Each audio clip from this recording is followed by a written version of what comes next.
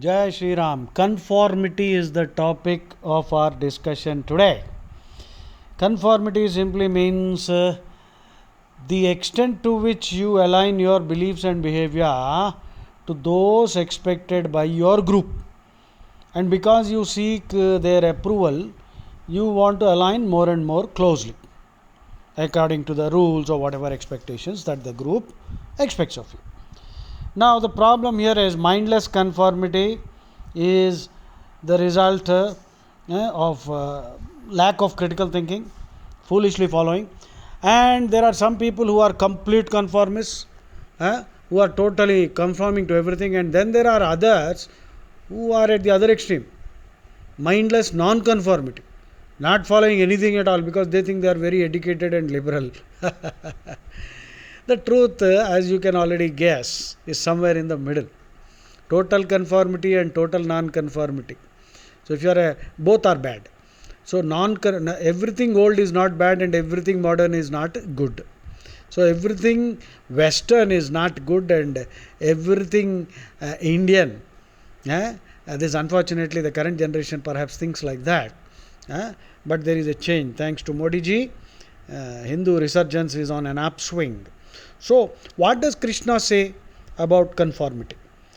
So, in the 16th chapter, 23rd shloka, you can go to 1623.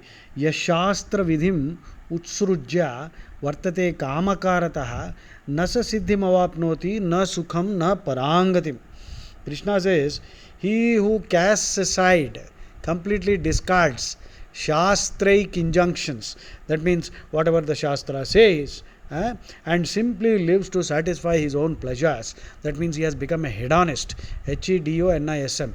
Hedonism means seeking pleasure all the time. Pleasure is the ultimate good. That is the philosophy. There is nothing wrong. Bhagavad Gita actually teaches you enlightened hedonism. Enlightened hedonism. Please write it down somewhere. Enlightened hedonism. So, people who blindly chase their insatiable desires, they will suffer not only now, later also. That's what Krishna says. And 1624 Krishna says, Tasmat Shastram Pramanante Karya Karya Vyavasthito Jnatva Shastra Vidhanoktam Karma Kartum Miharhasi. 1624, please refer. So Krishna is actually saying, therefore you must follow the Shastras. Right? Now the question is, who has the time to read all the Shastras? And what Shastras are you talking about? There are so many. Actually, the word Shastra here refers to Vedas. But who has the time to read all the Vedas? Therefore, what should you do? Read the Gita, understand Gita and live by the Gita. Right? So, if you live by the Gita, that is sufficient because Gita is the essence of the entire Vedas. Now, once Sri Ramakrishna Paramahamsa was asked this question, what are the rules you follow? How do you live your life and what Shastras do you follow? So he said, I pray to the deity residing in my heart and I receive directions, and these directions never come in conflict with the Shastras.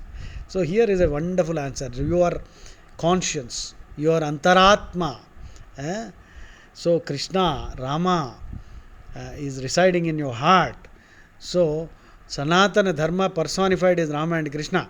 All other deities in Sanatana Dharma are simply personifications of Dharma. So, if you tune in to your own heart, then you will be able to live by Dharma. So, there are many interesting experiments in conformity. One famous experiment is the 5 monkeys experiment. They were kept in a cage, starved monkeys were brought and kept in a cage. And this experiment, I'll have to explain this in another part 2 of this conformity because it is becoming a little lengthy. Jai Shri Ram, we will catch up in the part 2 of this.